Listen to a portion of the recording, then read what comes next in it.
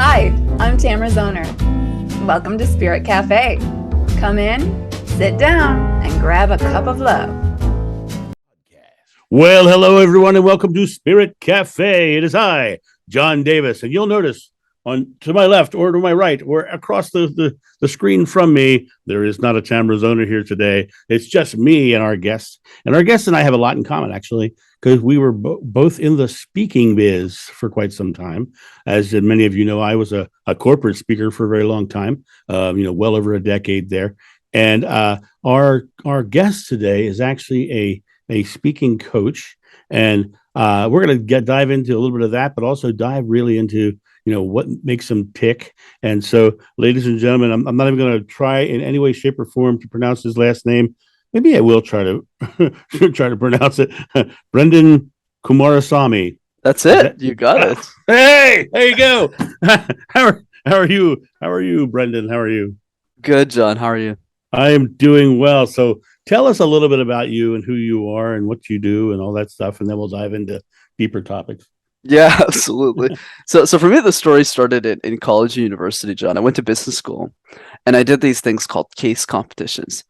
Think of it like professional sports, but for nerds. So all the guys my age are playing rugby or football. I wasn't one of those guys. I did presentations competitively, and that's how I learned how to speak. But then as I got older, I started coaching a lot of the students, mostly for free back then, just to help them win these competitions. And that's what led to the YouTube channel, because I felt that everything that was in my head wasn't available for free on the internet. So I started making videos, and here we are today. Yeah, that's wonderful. So you were following your passion. That's something that you really love to do.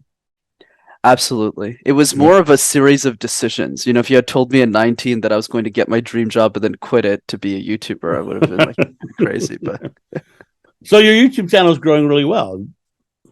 Yeah, it's done very well for sure. Excellent. So as you know, this is a spiritually based podcast, and we talk about all spirituality without any dogma or ritual or religion. We talk about what makes people tick, what do they believe, what is their faith, and where does it lie? So can I ask you what your background in spirituality is at all? Yeah, for sure, John. Spirituality is still something that I'm learning from, but I would say for me personally is I definitely believe in the idea that there's an energy that's moving us towards a greater purpose of who we can be in our life. I see universe as like an energy. I'm not particularly religious though, to like a specific religion, but I do believe the idea that the universe has your back and to use that energy as a way to follow your intuition, get the results that you're looking for in your life. That's awesome. That's exactly pretty much what I believe as well. I was raised Catholic, and my mother had her master's degree in liturgy. But the greatest lesson she ever gave me was when I turned 18. She's literally said to me, "Spirituality is a personal journey, and you need to find your own beliefs." And so I did study in India and the Middle East, and I went to South America, and I did a whole bunch of deep dives into everything, including atheism. And I came back. I came back. Hold on a second. I came back, and I'm really enjoying I really enjoyed the journey of it, to be able to find a new space and a new place to express myself. And much like you, I came back to a lot of different things. One of the things I came back to was science, and science. It's a very interesting animal because science is based on empirical evidence, right? And when you look at what the world is made of, Einstein said that everything that you're looking at is made of atoms. And so here's our late arriver coming in right now. So and so Einstein said that everything was made of atoms already. So in the idea of creating that way, we are in this process of looking at everything in the world as an energy event, and there's nothing solid there. And so, hey, our co-host in crime, the the Empress of Empathy, the Contessa de la Compassion, the Duchess of Delirium has joined us. Tamara, we are already deep in recording, so welcome, Tamara Zoner. Lady of lateness. The Lady of Lateness has arrived. So sorry. Well, we've been having a wonderful conversation with Brenden here. Brenden is a speaking coach, and Tamara is also a speaker.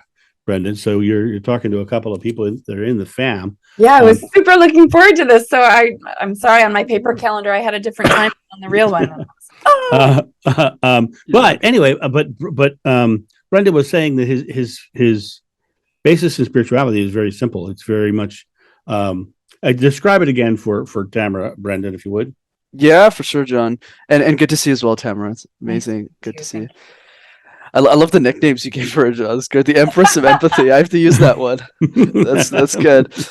I would say for me, Tamara, my spirituality is not very religious, but I grew up a Hindu, so my parents are practice Hinduism, and me and my mom used to get into fights all the time about what to believe and what not to believe. So where I stand today is I'm not particularly religious, but I do believe in the idea of energy and presence and using, or rather following, what the universe's intuition has for us and using that to make decisions.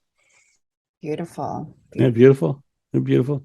Yeah, I was using my intuition. It just forgot to lead me here. That's what I've been doing, following a trail of intuition. And John's message. It worked out great. We're totally fine. Right? Another new episode is going to be just unique as can be, right? What I was saying to you, Brenden, earlier was that everything that you're looking at is pure energy, just like you said. That we're in this energy, and what's unique is that you're looking at the wall across the room, and it's made of the same atoms as the air that you're looking at through. And then you come to this weird realization that your eyes are also made of atoms as well. So everything is an energy, just like you said. And then this energy is a product of belief. Now you're obviously a science-minded guy, and so let me throw a little twist at you.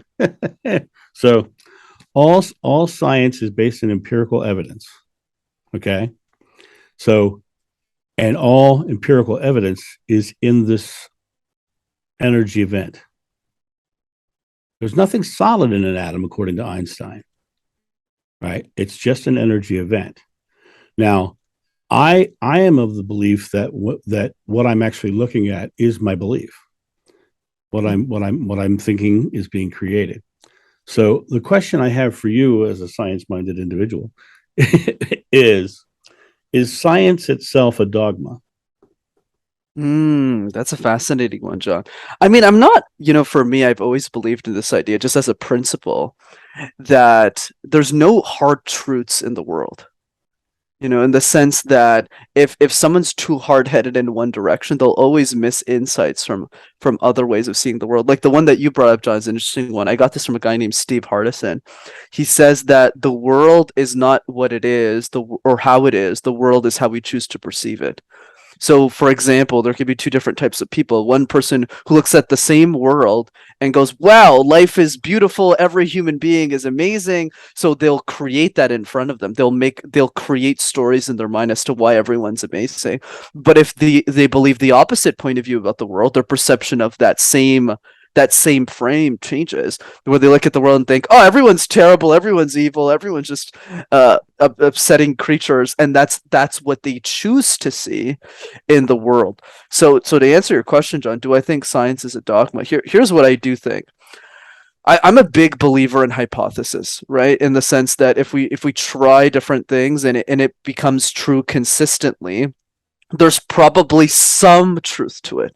Right? Do I think there's full truths? Probably not. But some truths in the way that we can then create it and build a foundation upon, or else we're probably going to go nowhere. So there's kind of a balance between how do we build some sort of foundational knowledge, and then the next piece is like, well, is there a better framework than science? I think that's the way of thinking about it. And then the other piece is saying, okay, with all of the unknowns that are left, which is many, let's try and figure out that mystery as society evolves. I don't know if that made sense, but it makes perfect sense. Perfect sense. In Christianity, the line is, "My Father's house there are many mansions." Well, if there's many mansions, that means there's got to be many ways, and things have to be malleable. And Bruce Lee, and I'm going to try to remember this quote. He had a thing. Bruce Lee. I love quoting Bruce Lee. Fixed patterns. Oh God, I can't remember what the quote is, but it's something about, fixed patterns are not truth. Truth is found when you release the patterns. And it's like, and I look at religion or dogma or even science sometimes as a fixed pattern. This is what you're supposed to believe. And the reality of it is there is no supposed to.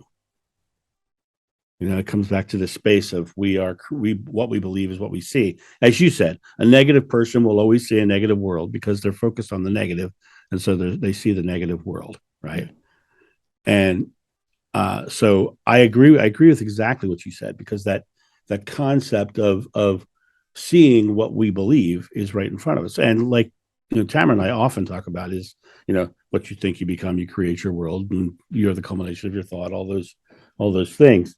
But it really comes to prove something actually biblical in a way, not even in a way, but actually something biblical, where it says we are created in God's image. Everything we're seeing is God's image. And so if we're creating in this energy pool, this energy is God, universe, consciousness, whereas we like to call it yada, yada. Everything is this energy, and our beliefs are being reflected back to us. And that to me is very interesting that you say it that way, because we're looking at it from the same perspective, really. Oh yeah, absolutely. And Tamara, I would love to hear your thoughts as well. But just to build on this, John, really quick, I would say the big piece is kind of like the whole question around what is the meaning of life? Mm-hmm. Like if there was an answer to the question, we'd all be depressed, because if it was a finite or definite answer, it would just be, well, if you're not that answer, then you have not fulfilled the meaning of life. So it would put the whole world in chaos. So the mere idea that there is no question is actually no answer, rather, is actually a good thing, not a bad thing, because then we get to choose the answer that we want to associate to that question. But if it said, okay, you need 2 oranges and 1 banana, and somebody doesn't have those things, then the whole life becomes pointless, and it leads to a lot of distrust. So I think that going back to Bruce Lee's quote, that whole idea of vagueness and of interpretation, of constant interpretation, is actually a beautiful thing that should never end, frankly. Right. Now, Tamara, how's that feel to you? Oh, that lands perfectly for me, because I'm consistently telling people the cool thing about life is that you get to make your own meaning. You get to make your own meaning for hardships you go through. You get to make your own meaning for the good things that happen. You always get to be making the meaning that serves you. Now, some people choose meaning that doesn't serve them. That's still their choice. But wouldn't it be cool if they all chose meaning that served them, so that life could continue to feel better? And, I've heard that we're all simply one interpretation of the yada yada, as I'll put it, right? And so if we're all just different interpretations of God, then we're all simply interpreting life a little differently from our own unique perspectives. And that's meant to be. Then we're not meant to be the same. We're not meant to live the same lives or experience the same sense of meaning or purpose. It's varied, just like everything else in nature, right? There's no flower that's exactly the same as the next one, and human beings we're just nature. Well, I love that. I love that. What's so cool about this conversation is we're all coming at it from pretty much different angles, but coming to the same destination. And I love the fact that Brenden, that you're here and you're like, well, I don't really have a framework that I travel in, but it's still, I've come to this conclusion that this is what it is. And I come at it from a different perspective because of my experience, and Tamara comes at it from a different perspective because of her experience. But there seems to be a common truth that we're finding, but that common truth might not be somebody else's common truth.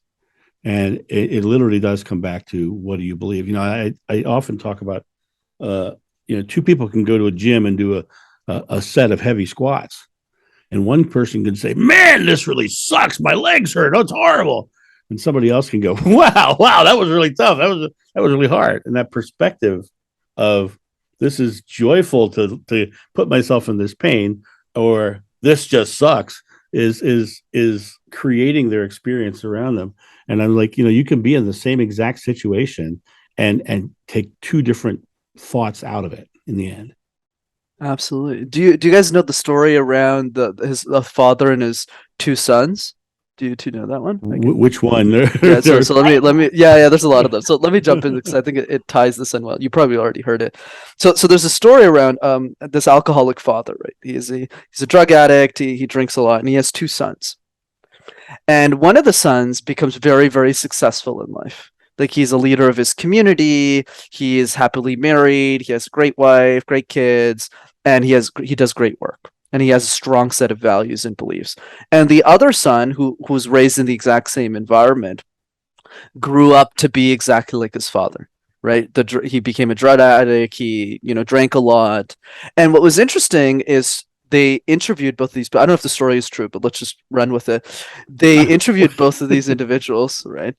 And they asked them this question, which was, what made you, what caused the circumstances in your life? Whether it was the son who became a drug addict like his father, or the second son who became really successful.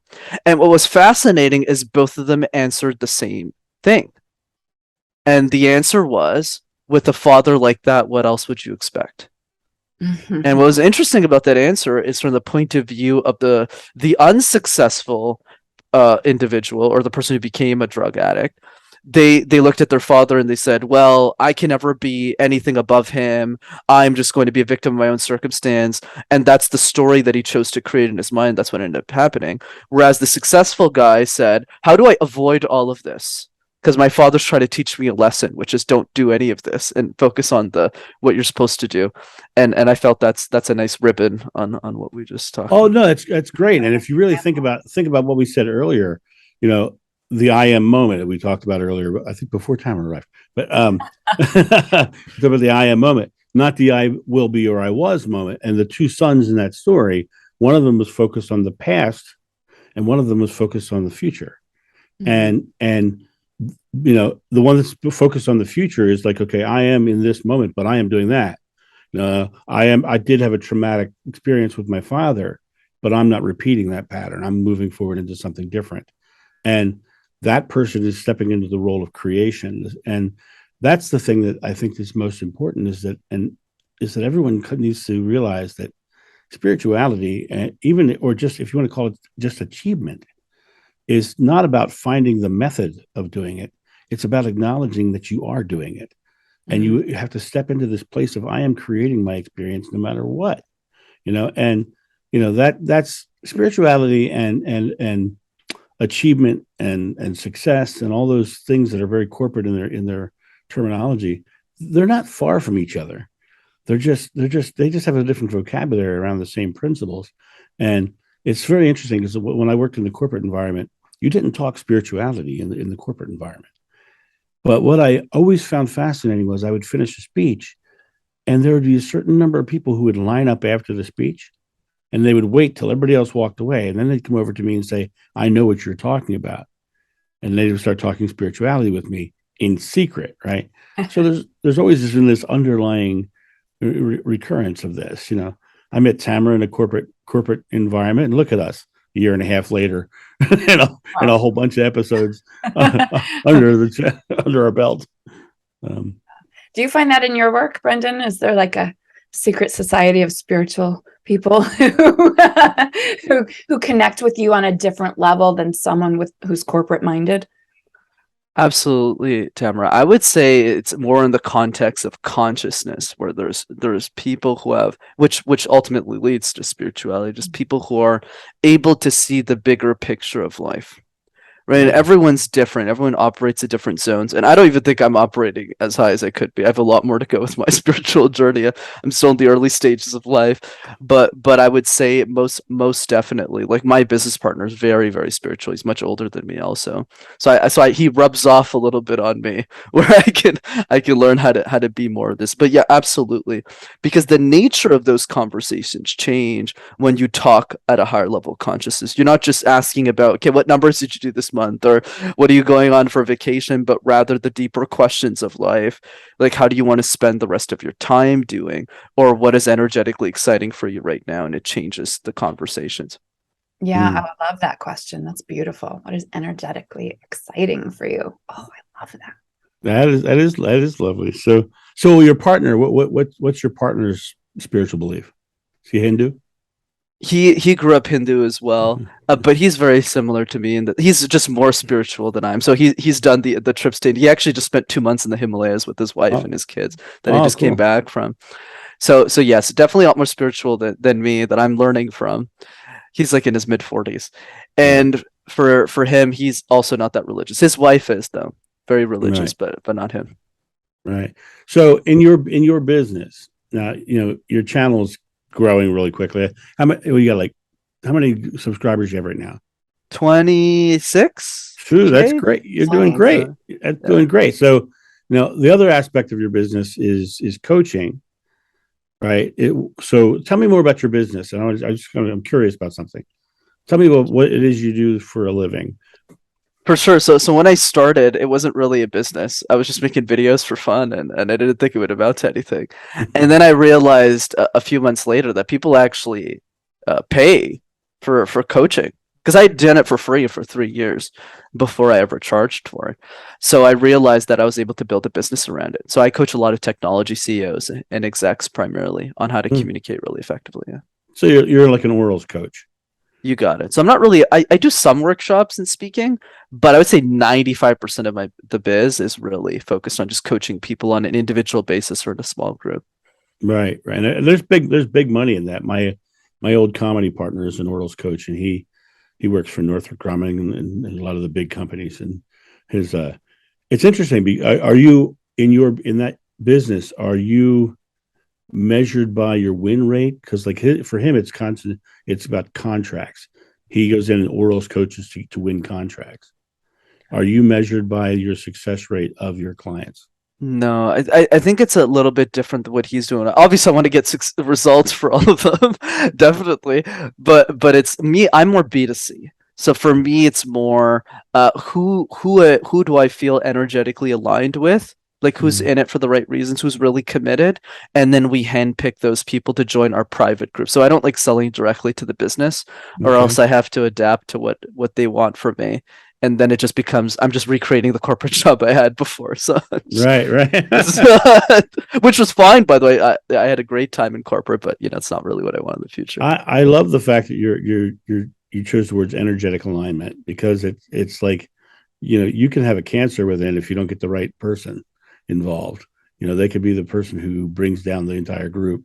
And so I love the fact that you're coming at it from the perspective of they've got to be in alignment to what we're trying to achieve. I love that. Yeah, and that's pretty wise for someone so young, I mean, most people get into their 40s and realize, oh, it's time to leave this corporate game, or, Tamara, or their 50s. Tamara, yeah, you missed the early part of the he's 72. Well, he said his partner's much older than yeah, we got his partner's 147. The Himalayas do great things for you. Oh, that's funny. Mountaineer. Well, clearly you're a wise old soul, though. This probably isn't your first go round in the world. I'm not sure of that, hopefully, but what I can say, we can talk about that because I think that's interesting for the context of the show, is Viktor Frankl says this best, you too. And I love his quote. He says that live life as if you've had a second chance at it. So the question I always think about is, how do I attain the wisdom of someone who's already dead? That's the way that I think about my life. I call it skipping the line. I'll tell you too a funny story. Well, not a funny story, like more of an analogy. Don't you find it all interesting that like successful music bands always do the same 4 things? Like they always get started together, they always become really successful, then they get lost in women or men, right?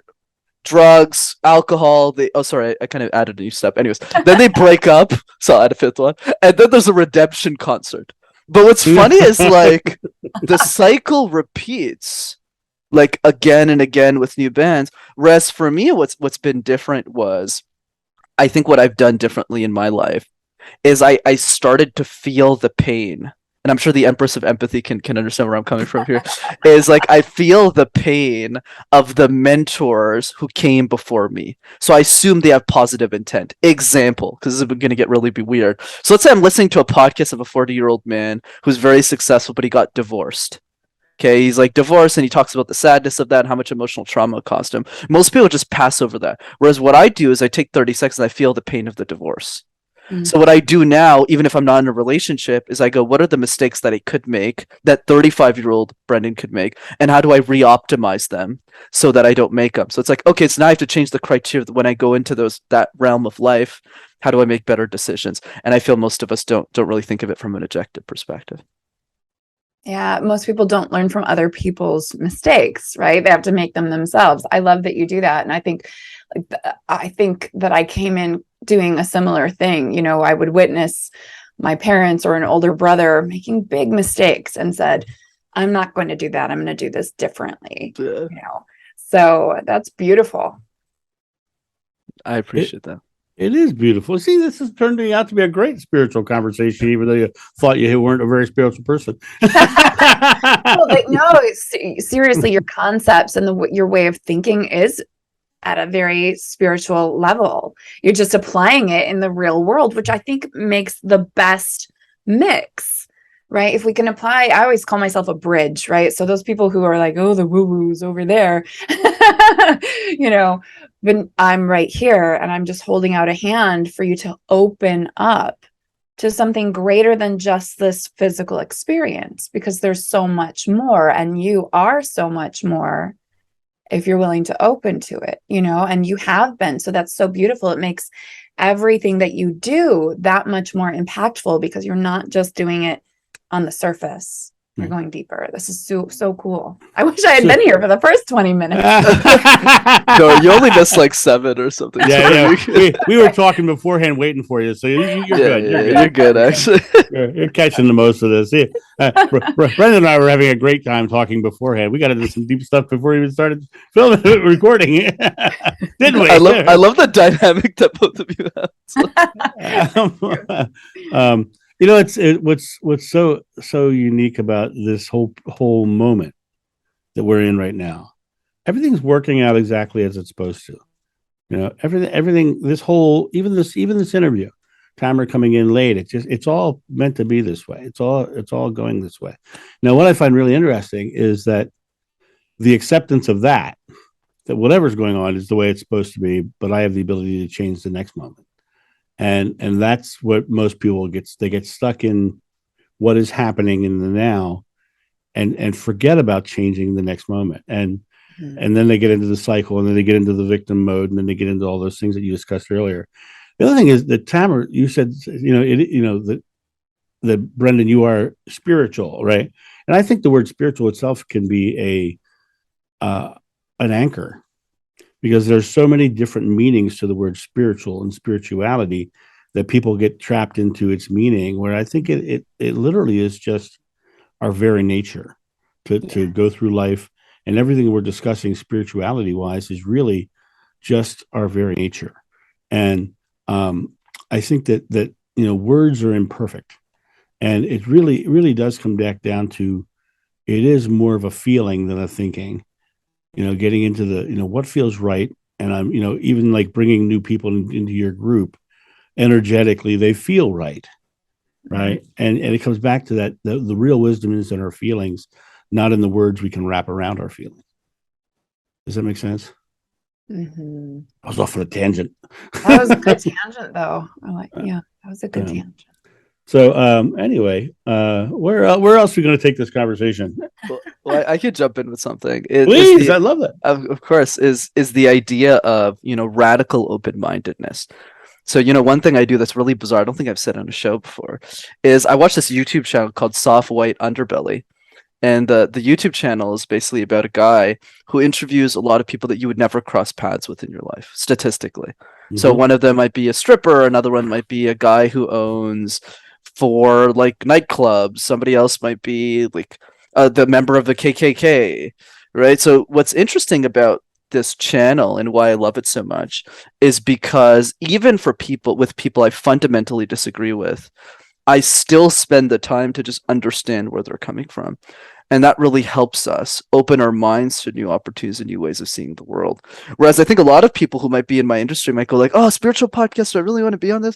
Whereas me, I was like, yeah, let's just do it. It's something I can learn. It's just fun. So that's one piece. The other piece is, how do we open up our mind to improve the way that we not only see the world but interpret it? And my version of this, I'll take a little bit from Tony Robbins. Tony says that the quality of your life is solely determined by the quality of the questions that you ask yourself. My version of this is a bit more aggressive.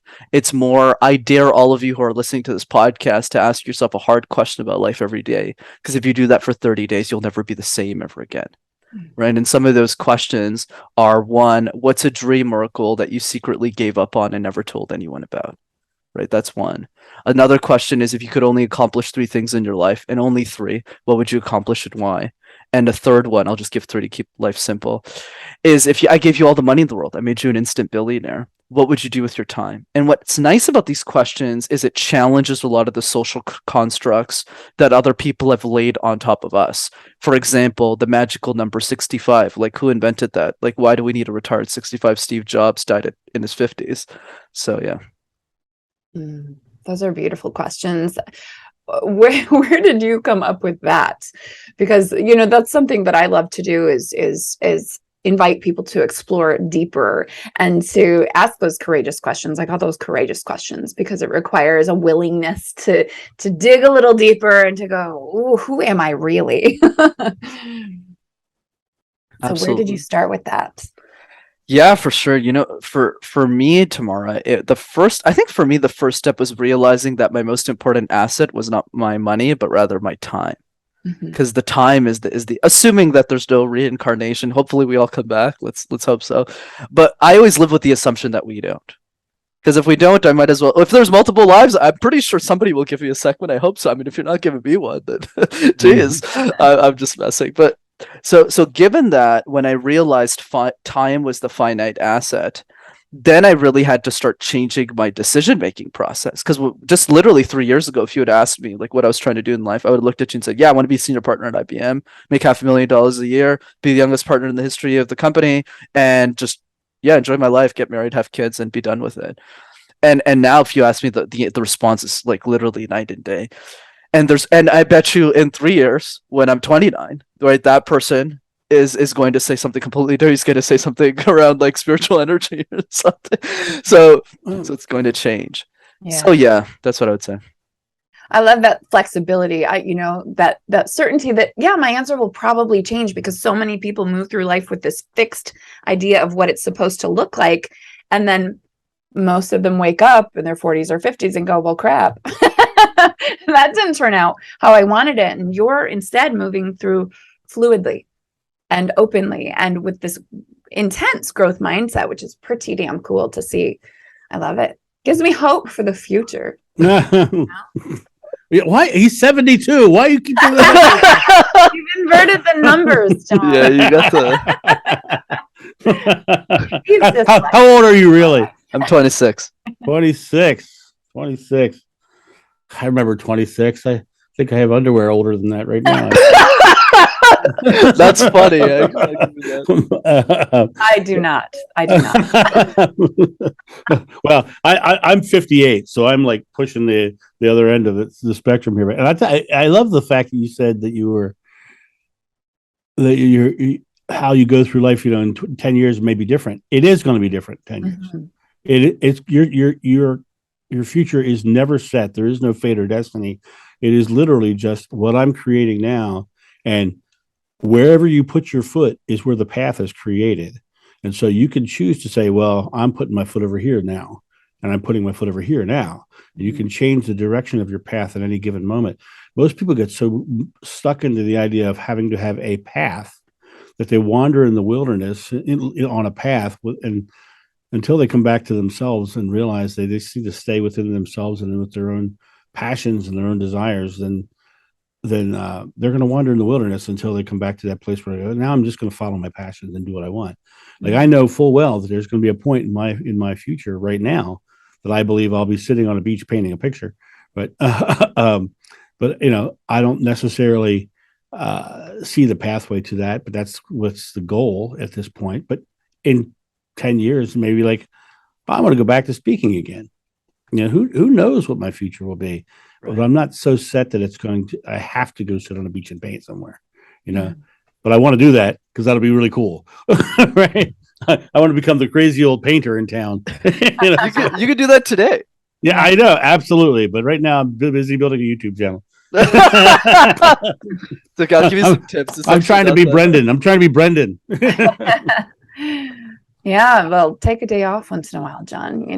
Well, about living. I am totally paring things away so I can do more things. But I just had a new thing come in that may end up. Yeah, I'll have to tell you about it later, Tamara. All right, I'll tell you about it later. But I believe that life is for living, and if we're only working, and then you mentioned Brendan Steve Jobs, you end up dropping dead. Far sooner than you meant to. Have you fully lived? Like, can you say today that you have fully lived your life, and could you be done today? Because that's how I try to live, right? I don't know how many days I have. I'm counting on about 103 years based on my grandmother at 101, right? So my goal is 103, but we do not know. I've worked in senior living long enough to know that anything can happen. And every day is a gift. And, my girlfriend was just saying, Becky, who was on the show a few weeks ago, she has this couple that lives across the street, and they're like who she wants her and her husband to be, 30 years from now. Well, the man drowned last weekend. And so suddenly life changed, right? And her vision changed because we just do not know how many days we have. And so one of the things that I've spent, thanks to a wonderful coach that I had, the last year doing is incorporating more pleasure into my daily experience, right? More play, more joy. So I'll catch myself thinking, I have to get to my desk and work. And then I think, no, go paddleboard. Like, it's beautiful out. Go enjoy a little time, or take a dance break in the middle of the day. Or, when I go eat lunch, I work at home most of the time. I go just to the next room, but I leave my phone in here. I disconnect so that I'm present with my meal, and I'm enjoying the little pleasures of life. And I play with my kids when I want to. Like this summer, it was just like, no, I'm not going to work that hard. Honestly, I'm not going to work hard like John does.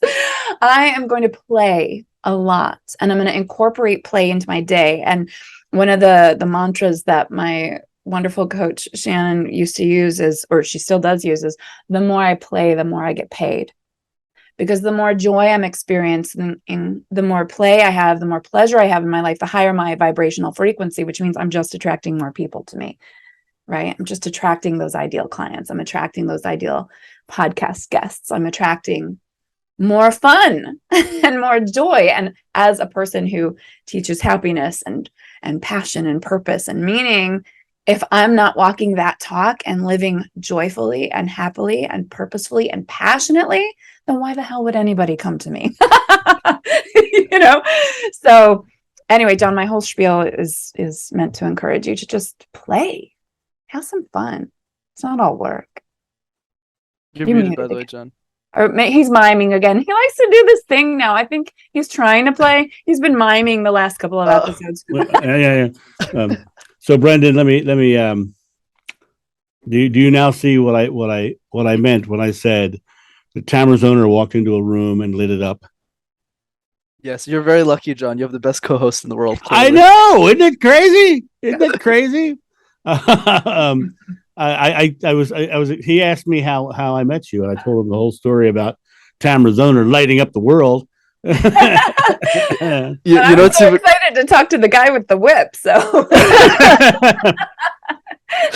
did you tell him about your program? Yeah, John actually used a whip on stage, and I was like, oh, this guy has such presence. Like, I'm because this is what I want to be doing, not with the whip, but on the stage, inspiring hundreds of people in an hour. I learned a long time ago that when you talk about whips, people think pain, they think pain, danger, and many think Frisky Friday Night. So we try to avoid the frisky Friday night conversation. I love everything about the meeting of Tamara Zoner and the way it all played out. But I also love the fact that Tamara Zoner brought Brenden. Hang on. Kumarasamy, Brenden Kumarasamy, you're onto the show to become part of our little fun family here, chatting about the spirituality and its everyday integration into our lives. And I just think it's been a lovely conversation. Brenden, how do people find you and get a hold of you and all that kind of stuff? Of course, too. It's so great being on. Thanks for having me. So two ways to keep in touch. One is the YouTube channel. Just go to MasterTalk in one word. You'll have access to all these free videos on how to communicate. And the second one is I do a free workshop over Zoom every few weeks on communication. It's live. It's not boring. If you want to come to that, go to rockstarcommunicator.com. Rockstar Communicator. Beautiful. I like Beautiful. that. Yeah. And for those of you who are into the speaking industry, I want to leave you with one piece of knowledge, one tidbit of knowledge. And the tidbit is this: there are two kinds of speakers in the world. There are topic speakers and there are rockstar speakers. Mm-hmm. And the difference between the two is one of them makes money. And so that's my bit on that. Anyway, ladies and gentlemen, this has been great to talk to Brenden, but I think that we ought to sort of end this thing out with our Empress of Empathy herself, Miss Tamara Zoner. Why don't you take us out of this thing? I may not have started the show, but I'll end it. Thank you so much for being a part of Spirit Cafe Podcast, Brenden. It's been a joy to talk to you, and I hope we get to again. And thank you to all of you viewers and listeners. We are always so grateful to have you. Look around for just a minute and notice the results in your own life, and then go back and listen to this conversation again, because you truly can choose and create a life you absolutely love, just to throw my own tagline in there for fun. So what's holding you back? Leave some comments and tell us what you thought about this chat. We love having you here, and we'll talk to you again next week. Bye. Thank you for joining us on Spirit Cafe. Please leave all comments on our Spirit Cafe Facebook page or in the comments below our YouTube videos.